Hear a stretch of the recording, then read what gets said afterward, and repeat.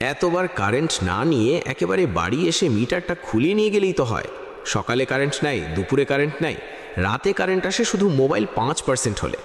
মনে হয় কারেন্টও এখন অ্যাটিটিউড দেখায়। ফ্যানের দিকে তাকিয়ে থাকি, ফ্যান বলে ভাই আমিও বেকার। চার্জে ফোন লাগাই, 2 মিনিট পর কারেন্ট গেল, ফোন বলে ভাই আমারেও নিয়ে মজা করিস না।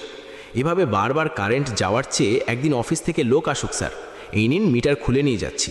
আপনার এলাকায় এটা ডেকোরেটিভ আইটেম হিসেবে ছিল। আর বিল ঠিকই আসবে, কারণ কারেন্ট না থাকলেও বিলের কারেন্ট কখনো যায় না। একদিন ভাবলাম প্রতিবাদ করব। অফিসে গিয়ে বললাম স্যার কারেন্ট দেন না কেন? ওরা বলল আমরা সারপ্রাইজ দিই। আমি বললাম তাহলে মিটারটাও সারপ্রাইজ করে নিয়ে যান। রাতে মোমবাতি জ্বালিয়ে বসে আছি, মনে হচ্ছে 2026 না 1826 চলছে। পাশের বাসার আন্টি চিৎকার করে বলছে কারেন্ট আসছে। পুরো পাড়া এমন দৌড় দিল যেন ওয়ার্ল্ড কাপ জিতছি। কিন্তু 5 মিনিট পর আবার গেল। এই কারেন্ট না, এটা টক্সিক রিলেশনশিপ। আসে ভালোবাসা দেখায়, তারপর হঠাৎ ছাড়ে চলে যায়। সত্যি বলছি, এভাবে বারবার কারেন্ট না নিয়ে একেবারে বাড়ি এসে মিটার খুলে নিয়ে যান। কমপক্ষে আশা করে বসে তো থাকতে হবে না।